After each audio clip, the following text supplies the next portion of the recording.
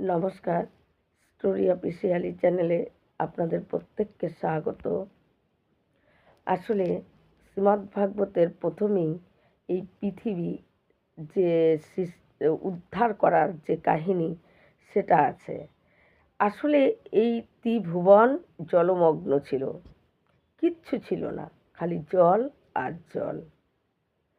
এই জলমগ্নতে কোনো জীব, কোনো কিছুই থাকার মতন কোনো ব্যবস্থাই ছিল না। কিন্তু ব্রহ্মাকে যখন আদেশ করে যে সৃষ্টি করার জন্য, কিন্তু ব্রহ্মা যখন সংকল্প করে যে ঠিক আছে আমি সৃষ্টি করব, কিন্তু ব্রহ্মা প্রথমে স্বয়ংভূ মনুকে সৃষ্টি করে। প্রথম মনুকে সৃষ্টি করে বলে যে তুমি বিয়ে করো এবং সন্তান উৎপাদন করো, কারণ পৃথিবীকে রক্ষা করার জন্য, সৃষ্টিকে রক্ষা করার জন্য। তাই সৃষ্টি রক্ষা করার জন্যই তো মানুষের প্রয়োজন, আর মানুষের প্রজন্ম এইভাবেই তো পৃথিবী রক্ষা পায়, সৃষ্টি রক্ষা পাচ্ছে। চিরদিন তো এক মানুষ পৃথিবীতে থাকে না, তার বয়স হলো তার ছেলে, তার ছেলে, তার ছেলে, এইভাবে কিন্তু পৃথিবী রক্ষা পেয়ে যাচ্ছে। তাই পৃথিবীকে রক্ষা পাওয়ার জন্য মনুকে বলে যখন তুমি সন্তান উৎপাদন করো, মনু তখন 3টি কন্যা হয়। 3টি কন্যা হওয়ার পর ব্রহ্মা মনুকে বলে যে তুমি আরও সৃষ্টি করো। এই 3জন দিয়ে কী হবে? একটা পৃথিবীকে চলতে গেলে আরও তুমি সৃষ্টি করো। তখন মনু ব্রহ্মাকে বলে যে সৃষ্টি যে করব, উৎপাদন করার পর এরা থাকবে কোথায়? ত্রিভুবন জলমগ্ন। এই ত্রিভুবন জলমগ্নের মধ্যে এদের ঠাঁই হবে কোথায়? তখন ব্রহ্মা ভাবে ঠিকই তো, এরা থাকবে কোথায়?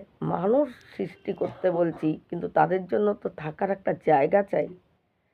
তখন ব্রহ্মা মনুকে বলে যে এর একটা উপায় আমার বের করতে হবে। ঠিকই তো, এই যাদেরকে সৃষ্টি করা হচ্ছে তাদের তো একটা থাকার জায়গা দিতে হবে। তাই সেরকম জায়গা তো নেই, ত্রিভুবন জল আর জল, কোনো কিচ্ছু নেই। তখন ব্রহ্মার হাঁচি থেকে, একটা ছোট্ট নাক থেকে একটা মানে একটা পুঁতির মতো বার হয়, আর সেখান থেকে বরাহ রূপ হয় এবং ছোট্ট ওটার থেকে বিরাট বরাহ রূপ ধারণ করে।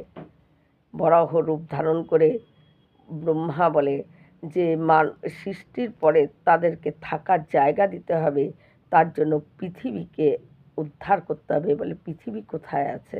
বলে পৃথিবী তো সমুদ্রের নিচে পৃথিবী আছে, তাকে উদ্ধার করার জন্য। তাই বরাহ দেবতা সে কী করে, সমুদ্রের জলে ডুব দেয় এবং নিজের ঘ্রাণ শক্তির দ্বারায় এবং দুটো দাঁতের সাহায্যে পৃথিবীকে ওই রসাতল থেকে পৃথিবীকে উদ্ধার করে যখন আসছে, সেই সময় তাকে বাধা দেওয়ার জন্য দৈত্যরাজ হিরণ্যাক্ষ তাকে বাধা দেয়। হিরণ্যাক্ষ যখন তাকে বাধা দেয় এবং তার সঙ্গে যুদ্ধ করে হিরণ্যাক্ষকে বধ করে, এবং বরাহ রূপ, গায়ের রং যেরকম যখন দেখছে দেবতারা নীল রং, তখন তারা বুঝতে পারে এ বরাহ রূপ ধরলেও এ সাক্ষাৎ স্বয়ং শ্রী বিষ্ণু।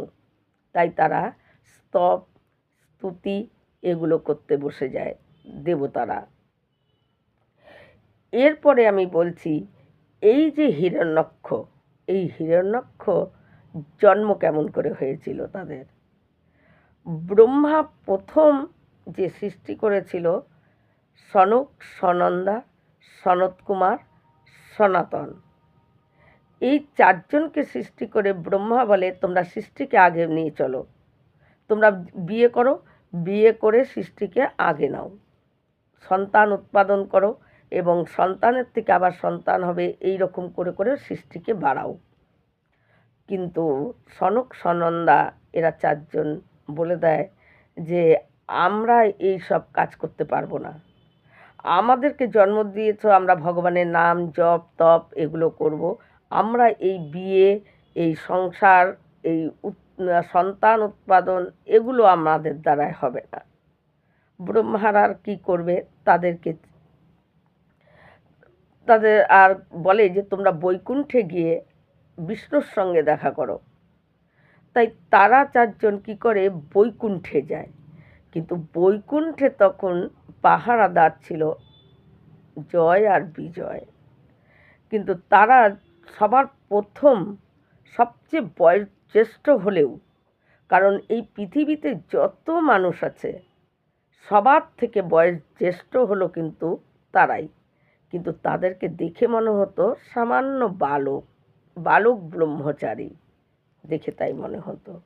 তাই যখন বৈকুণ্ঠে তারা যায়, জয় বিজয় তাদেরকে, তারা দিগম্বর অবস্থায় তারা যখন যায়, তাই তাদেরকে বৈকুণ্ঠে ঢুকতে দেয় না, বলে ঢুকা হবে না। তারা অনেক চেষ্টা করার পরও কিছুতেই জয় বিজয় তাদেরকে ঢুকতে দেয় না। তখন তারা কি করে, রাগ করে তাদেরকে অভিশাপ দেয় যে তোমাদের আমি অভিশাপ দিচ্ছি, যাও তোমরা দুজন দত্তকুলে জন্ম নেবে, 100 বছর তোমাদের দত্তকুলে জন্ম নিয়ে তারপর তোমাদের উদ্ধার হবে। এখন জয় বিজয় এই অভিশাপ পেয়ে তারা কাঁদতে বসে যায়, কারণ তারা ওই বৈকুণ্ঠের দ্বার পার। কিন্তু তারপরেও তাদের আর ইচ্ছা করছে না যে দত্তকুলে এত খারাপ একটা অভিশাপ, তারা কি করে দত্তকুলে ভগবানের দত্তকুলে জন্ম হবে। তাই তারা কাঁদতে থাকে। কিন্তু তাদের কান্নাতে ভগবান বিষ্ণু কি করে, সেই সমস্যা মেটানোর জন্য তিনি সেখানে চলে আসেন। এসে তিনি বলেন যে তোমরা কেঁদো না। এখন এদেরকে তুমি সামান্য মনে করো না।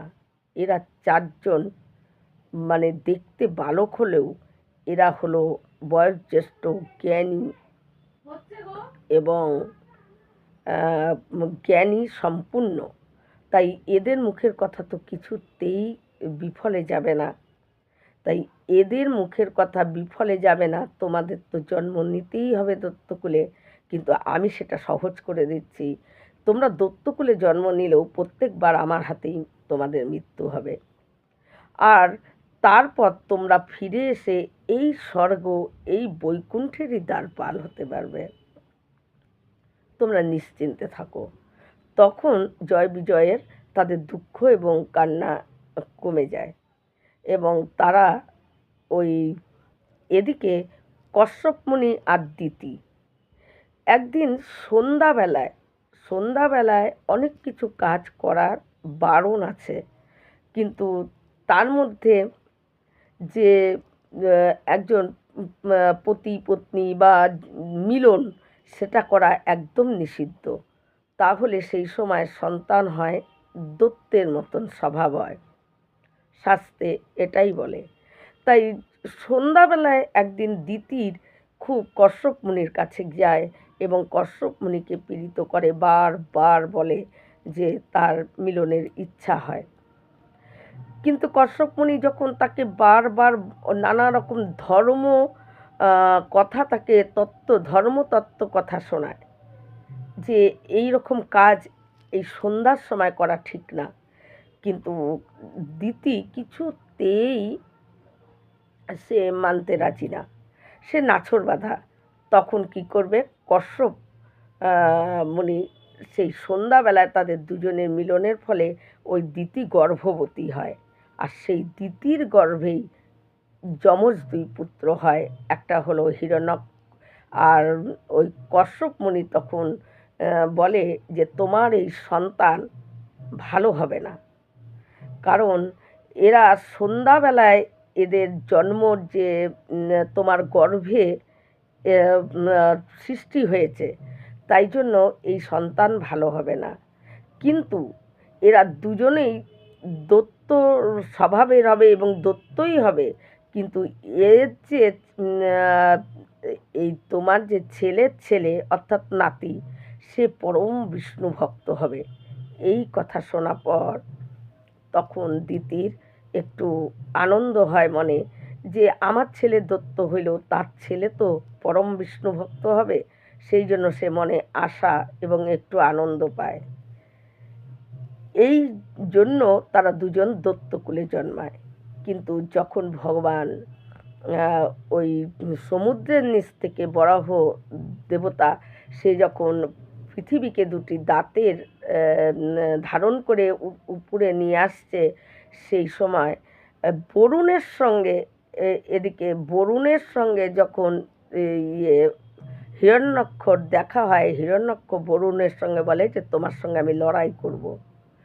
বরুণ দেবতা বলে যে তুমি আমার সঙ্গে লড়াই করে কোনো তোমার স্বাদ মিটবেই না।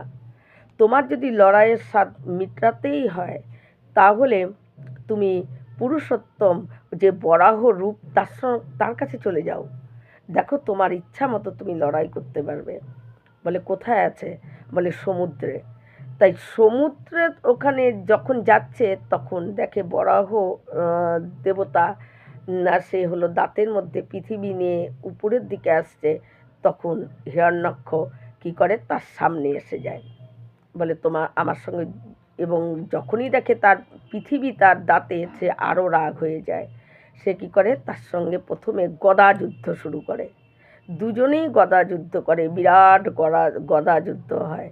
গদা যুদ্ধ করতে করতে বরাহ দেবতার হাত থেকে যখন গদা মাটিতে পড়ে যায়, দেবতারা আর্তনাদ করে উঠে। ভগবান বিষ্ণুর হাত থেকে যদি গদা নিচে পড়ে যায়, দেবতারা তো কী করবে, তারা আর্তনাদ করে উঠে। কিন্তু বরাহদেব তখনই সুদর্শন চক্র আর এদিকে হিরণ্যাক্ষ সে কী করে, ত্রিশূল নিয়ে তারা যুদ্ধ করতে থাকে। এই ত্রিশূল আর চক্রের যুদ্ধ হয়। তারপর দুজনেই অস্ত্র রেখে দেয়, দুজনেই মুষ্টিক প্রহারে দুজনের উপরে তারা লড়াই করে। এইভাবে লড়াই করতে করতে এবং তারপরে যখন এক সময় ওই বরাহ দেবের হাতে ওই হিরণ্যক্ষের বধ হয়ে যায়। হিরণ্যক্ষ যখন বধ হয়ে যায় তখন বরাহ রূপ নিজের রূপ ধারণ করে হিরণ্যক্ষকে দেখা দেয়। আর হিরণ্যক্ষ সেই রূপ দেখে তার নশ্বর দেহটা খালি পড়ে থাকে, তার আত্মা সে বৈকুণ্ঠে যে প্রহরী সেই হয়ে সে স্বর্গের প্রহরীদার হয়ে সে সেখানে চলে যায়। এই কাহিনী দেখে ব্রহ্মা বলে ওঠে, আহা, এই রকম মৃত্যু কয়জনের হয়। মানে এত সুন্দর ভগবান স্বয়ং তার শ্রী রূপ দর্শন করার পরে তার আত্মা আবার সেই স্বর্গের বৈকুণ্ঠের প্রহরী হয়ে সেখানে চলে যায়। এবং হিরণ্যকশ্যপ তখনও সে কিন্তু বেঁচে আছে। হিরণ্যকশ্যপ ব্রহ্মার তপস্যা করতে চলে যায়। ব্রহ্মার তপস্যা করতে করতে হিরণ্যকশ্যপ এমন বলবান হয়ে যায় যে ত্রিভুবন সমস্ত স্বর্গরাজ্য সমস্ত রাজ্য তার অধীনে। হরি তার প্রধান শত্রু রূপে সে দেখতে আরম্ভ করে হরিকে। কারণ যেহেতু তার ভাইকে বরাহ অবতার মানে ভগবান বিষ্ণুই বরাহ রূপ ধরে তার ভাইকে মেরেছিল, তাই তারপর থেকে হরির উপর তার বড়ই, হরি হলো তার পরম শত্রু। তার মানে ত্রিভুবন তার জয় করে নিয়েছে এবং তার সামনে কারো হরি বলার মতো শক্তি ক্ষমতা কারোই ছিল না। এরপর তার যখন জন্ম হয় তার পুত্র প্রহ্লাদ, এবং প্রহ্লাদ হরিভক্তি ছিল বলে প্রহ্লাদের উপর নানা রকম অত্যাচার শুরু হয়। পরে হিরণ্যকশ্যপকে ওই প্রহ্লাদের ভক্তিতে তাকে তার উপর নানা রকম অত্যাচার করতে করতে তবুও যখন হরি তাকে রক্ষা করে, এবং প্রহ্লাদকে রক্ষা করার জন্য এই ভগবান বিষ্ণুই তিনি নরসিংহ রূপ ধরেন, এবং নরসিংহ রূপ ধরে এবং তখন তাকে বলে যে তাকে বধ করে। এবং এই রকমভাবে এরা ওই সনক, সনন্দা, সনৎকুমার আর সনাতনের 4 জনের অভিশাপ তারা শত বছর ধরে ভোগ করেছে। ত্রেতা যুগে তারা একজন হয়েছিল রাবণ আর একজন হয়েছিল কুম্ভকর্ণ। সত্য যুগে হিরণ্যাক্ষ আর হিরণ্যকশ্যপ। দ্বাপর যুগে শিশুপাল আর দন্তবদ্ধ। এই রকম প্রত্যেকবারই ভগবান বিষ্ণুর দ্বারায় তারা তাদের মৃত্যু হয়েছে এবং পরে তারা 100 বছর এরা এই মানে দানব কুলে, এই রকম রাক্ষস কুলে, দানব কুলে জন্মগ্রহণ করে করে এই তাদের অভিশাপ তাদের পূরণ হয় এবং তারা আবার বৈকুণ্ঠের দ্বারপাল হয়ে তারা আবার সেখানে থাকে। তাই এটাই হলো পৃথিবীর কি আনার রহস্য। এই রকম ভিডিও পাওয়ার জন্য আমার চ্যানেলটিকে সাবস্ক্রাইব করবেন। নমস্কার।